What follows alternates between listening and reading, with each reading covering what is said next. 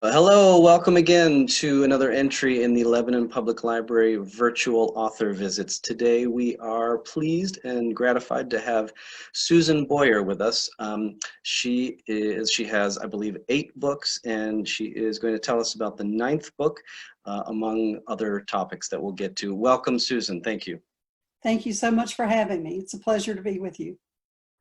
Yeah, thanks again for doing this. So we'll start off with people who might be unfamiliar with your books. Do you want to talk about the main series and then maybe any other titles that you might have had that people might be interested in? Sure, sure. So I write the Liz Talbot mystery series, and the main character is Liz Talbot. She's a private investigator, and she operates in the Charleston, South Carolina area. She solves a different case in every book, sort of like a grown-up Nancy Drew. I always wanted to be Nancy Drew when I was a child, so I write about a private investigator. But she is licensed by the state of South Carolina, so these are not, they're traditional mysteries. They're not really cozy mysteries, although they do have some cozy elements. They have a lot of Southern food, a lot of, a little bit of humor, a small Southern town, a lot of elements that you find in cozy mysteries, but they're traditional mystery in that I don't have an amateur sleuth. Okay, and is that the main differentiating feature to cozy mysteries versus just mysteries? You know, it is to me. I don't know. There are a lot of things that it's like there's a checkbox for cozy mysteries. If it has this and this and this and this and this, it's cozy. In general, there's a very close relationship between a traditional mystery, sort of in the vein of Agatha Christie, as most cozy mysteries are in that vein, but they also have a lot more in terms of they might have a craft, or they might take place in a cheese shop or a tie-in with a wine shop, and very often they have an amateur sleuth as opposed to someone who makes a living solving cases, as my detective does. So that sort of puts it a little more in the traditional mystery camp, but there are some cozy elements, and frankly, if folks like the books, I don't care what they call them. Exactly, as long as they're reading them. Um, Exactly. I've always heard, so we're talking about cozy mysteries. I guess we at the library, we're always trying to put books in people's hands. And one of the things that people say they like about the cozy mysteries is that the murder happens sort of off screen, as it were. Yes. So There's is not that, very much. I'm sorry. oh, go ahead, sorry. There's not a lot of violence in my books. Like most cozy mysteries, most of that happens off the page. Right, right. And so your books, so the Liz Talbot mysteries, you can find them very easily because they all have very similar titles, right? Yes. They all start with the word low country. The first one was Low Country Boyle. And this happened really by accident. The first one was always going to be Low Country Boyle. Fortunately, my publisher liked the title that I had given it, so I was able to keep that. And then the second book, because it has a Marilyn Monroe tie-in, it just was natural to make it Low Country Bombshell. Well, then I had a pattern going. So my agent called me one day and she said, your publisher wants to put books 2 and 3, or excuse me, books 3 and 4 under contract. Do you have titles, or do you have outlines or synopsis? And I said, no. And she said, do you have titles? And I said, let me call you back. So I picked up the dictionary and I turned to the BO words, and I picked out boneyard and bordello. And I called her back and I said, they're going to be boneyard and bordello unless you can think of better titles. And she laughed and she said, no, I think those are great. So that's what we went with. And from that point forward, those words became my writing prompts. So I had to decide, okay, what story can I tell about a low country boneyard, and what story can I tell about a low country bordello? And then, the next book club, someone in a book club that I visited actually suggested that, and I liked the idea, so that became my writing prompt. So from that point forward, that's where I found the stories. That's really interesting. So we get a lot of different stories from authors about how they write, their process, and so forth. I think that might be the first time that we've had somebody say that the title comes first. For me, it just worked out that way. And I'm an outliner from way back, so I take that prompt and then I go and outline the story. But that's what suggests the nugget of it. That title is what suggests the nugget. That's really great. Do you can we hear a little bit about maybe how you got into writing? Is this your first series? Is this your first character? Is this your first publishing house? So on and so forth. This is my first everything. It's my first series, my first character, my first publisher, my first everything. I had a whole other career. I was a computer programmer and, then a systems analyst and then a project manager. And eventually I'd worked my way. I worked for a ladies apparel chain that had like 600 and some stores. And I had worked my way because I wanted something different into store planning. So that's a little bit different thing and a little more specialized than programming. So that company went out of business. Now, I've always loved books and I'd always wanted to write, but I just never really had the opportunity because when you are raising a family, you have kids and you have responsibilities and there's the mortgage and all that very early on. Writing is a very precarious career. You don't just like get a regular paycheck. So I didn't really have the option of doing that early on. But by the time the company that I worked for went out of business, my husband said to me, why don't you give the writing thing a try? Because he knew that was my dream. And I did, and I've been doing it ever since. But it took a while to get that first book written and polished and, find an agent and then find a publisher and all that. And then, I've just been writing about one book a year in the series, and I'm getting ready to sort of branch out into something different. But at this point, that's all I've done. Okay. And we've got so was I correct? There are 8 books in the series. The ninth one comes out June, did you say? Yes, June 30th is the ninth book in the series, and that's Low Country Boondoggle. Okay. I was just checking to make sure. I think those first 4 titles you mentioned were all in alphabetical order. You weren't locked into that though, were you? No, I wasn't. And actually that was a happy accident. And the owner of the local independent bookstore who I do a lot of work with and have my launch parties there, I think it was when the 5th book came out, she said, wait, they're not in alphabetical order anymore. I'm like, I'm sorry. Right. Can't help you there. Yeah. Yeah, I mean, I know that certainly sets off certain OCD triggers for people, I'm sure. And I am definitely one of those people, but yeah, I just couldn't pull that one off. Right. So you kind of hinted that there might be something else coming along, or can you say anything about that yet? It's early, but I have a women's fiction project that I've had in the back of my head for a while, just something different, whole nother genre. And it might be something that, is similar in some ways to the Liz Talbot mysteries. I think, certainly setting, and of course, my voice, my writing style, that would all be very similar. But, it'd be a little bit of a different genre, just kind of switch things up. Okay. And so your publisher right now, Henry Press. I sort of found them by accident. Like I said, we get a lot of fans who love the cozy mysteries. Mm-hmm. And I was looking around for books in that vein, and I found this Henry Press, and they seem to put out a lot of books that kind of fall into that. Do you work with any of the other authors on that press, or is it like a collective of any sort, or not? It's not a collective.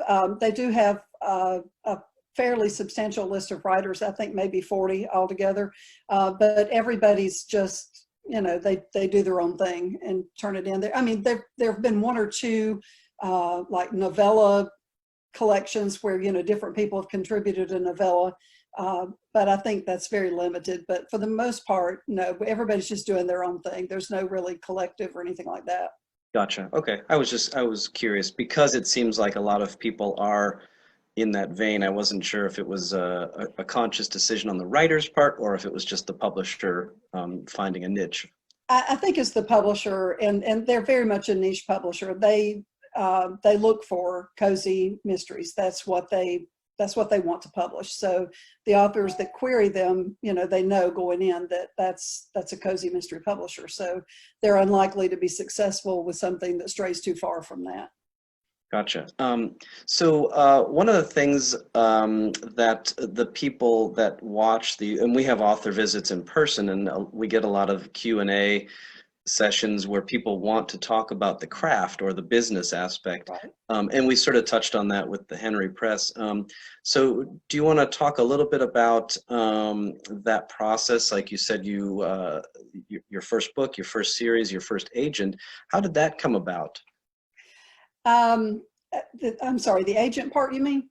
Well, just I guess you had the book, you had the idea, you shopped it around. What was that process like? Uh, it was soul sucking. Query, querying agents, I think, is daunting because, and it's easier now than it used to be because you can use email. When I very first started querying agents a long time ago, although it really is just yesterday in some respects, it was a lot of times snail mail. You would send a letter with a self-addressed stamped envelope, and you may or may not ever hear from them. But if you did, it was probably, you know, a one-page letter in your self-addressed stamped envelope that says, "This isn't for me." Now you can get that message by email much faster. And, you know, you have to query a lot of agents until you find the one that's a good fit for you. So that was daunting. But eventually I did find an agent that was a good fit for me. And true story, the first one, after she had had my book for a few months, she had just started submitting to editors, and then she went on medical leave and never came back.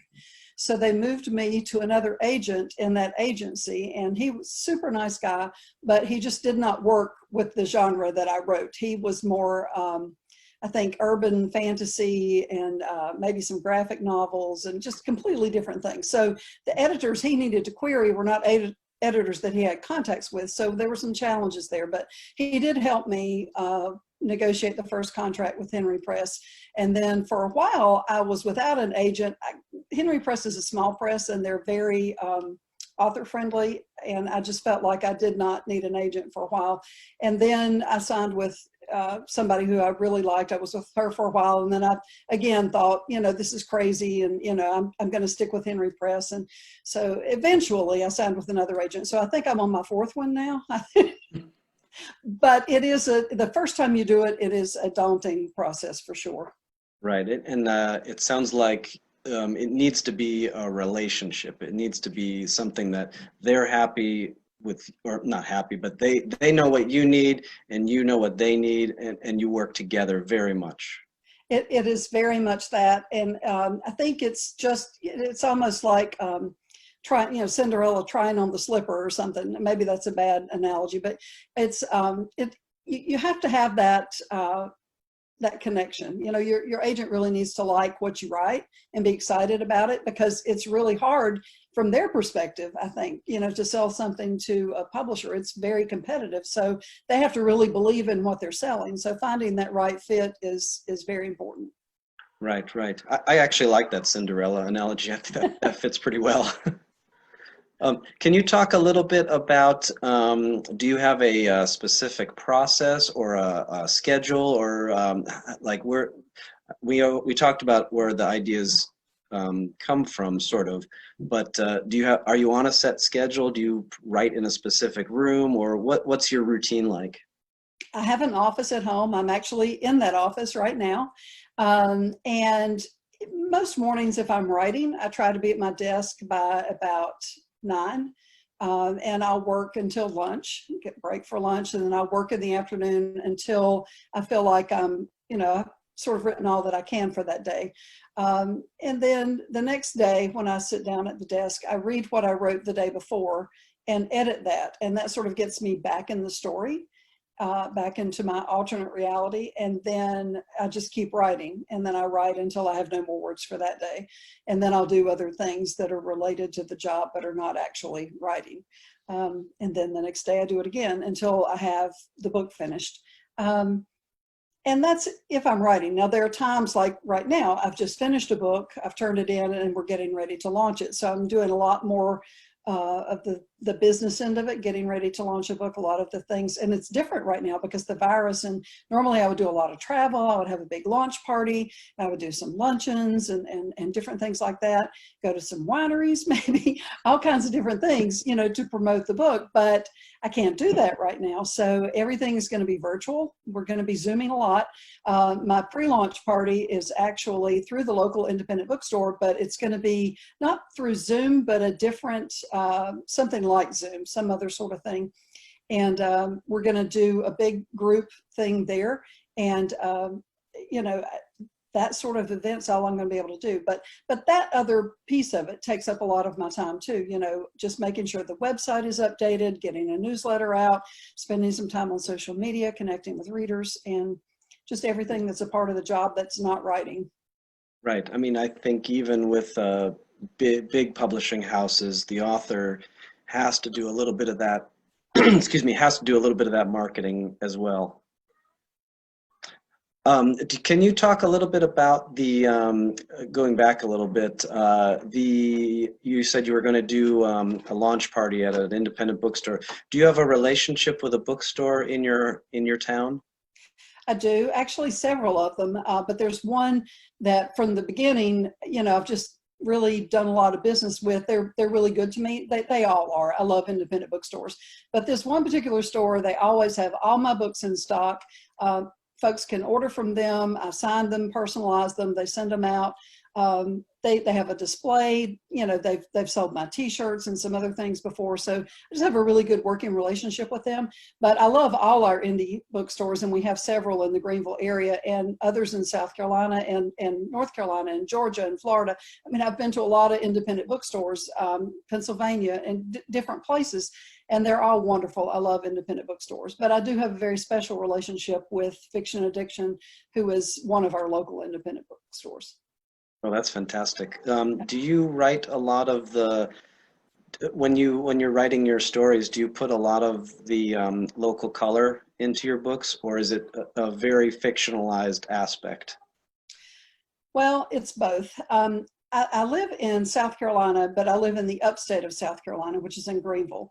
And my literary landscape is around Charleston, which is in the low country of South Carolina. And I have both real places and fictional places in my books.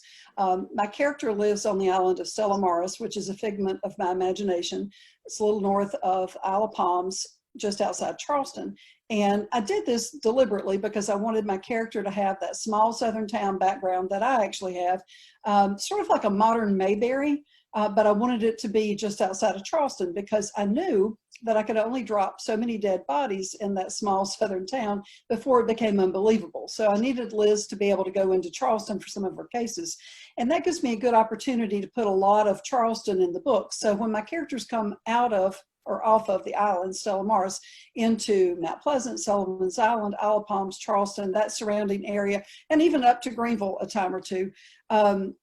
Those are all real places, and I make that just as real as I can. And we'll do, my characters go to restaurants, and I'll describe, you know, what they're eating in the book and that kind of thing. And I think my readers really like that.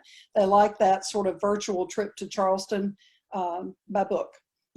Yeah, that sounds great. So, so you're saying that people who maybe live in that area or have visited that area will definitely recognize some things when they read your book. Excuse me. That's really great. And excuse me. Gosh, I'm so sorry. All of a sudden, kind of all choked up. And so you've got this character. Now, have you based the character on anybody in particular? You said there was. I don't know if you did or not, but is there a little bit of you in that character? Well, Liz Talbot she and I have a lot in common. You know, we're both Carolina girls. We're both love good Southern food. We both have a thing for hand sanitizer. We both love a good mystery. We speak alike. We know the same customs, that kind of thing. We love the same foods. We love the same soft drink. I love cheerwine, and she does too. So she gets a lot of things from me. However, she is also different from me. We both have crazy family, but she's younger than I am. She's thinner than I am, but she's not skinny, because then I'd hate her, and where would we be? Her hair is better behaved. She has better skin. I have 4 children. She does not have any, and she won't be having any. It just did not resonate with me that a mother would take the kinds of risks that my character takes as a private investigator. And so I just decided early on that my character was not going to have children. So, you know, I have children and grandchildren, and Liz does not. But she is my avatar. She's sort of this perfect version of me in an alternate reality. The best way I can say it is like she's my avatar. I make her do the things that I think I should. For example, she runs on the beach every morning for 5 miles because I should, but I don't run unless something is chasing me with big teeth. She does the things that I think would be exciting. For example, I myself have never jumped from a running jet ski into a running motorboat while someone was shooting at me. But Liz has. So, you know, she's done a lot of things that I've never done, and I've done some things she's never done.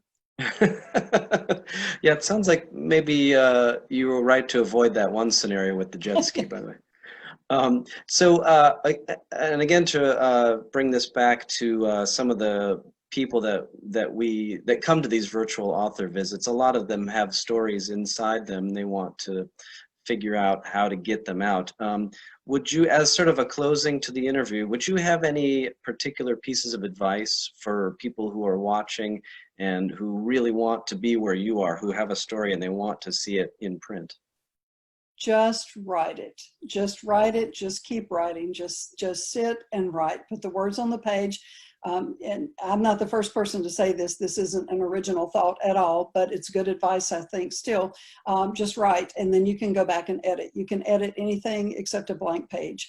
And so once you get it down, you can go back and edit it. You can go to a critique group. You can get critique partners. You can get friends that you swap manuscripts with. Probably not, you know, don't give it to your mother or your cousin or whatever, but give it to another writer to read or another reader to read, and get feedback and see what works and what doesn't, and then just keep working the process until you feel like you have a solid project, and then go for it. That's fantastic advice. Once again, thank you very much, Susan, for being with us. Thanks for talking to us. I believe your books are available as ebooks, are they not? They are. They're available in ebook, trade paperback, hardback, and audio. Okay. Oh, I was going to ask you about the audio. Great, great. So, so for those of us who are stuck at home, can't come to the library, I would encourage you to go to your the database of choice and check the books out there. They're probably on Amazon, I'm guessing, as well. Yes. Okay. And just check out Susan's books, and the new one's in June. Check that out as well. And again, thank you, Susan, for being with us. Thank you once again, Lebanon Library patrons and viewers, for visiting with us for the virtual author visit. Take care and be safe.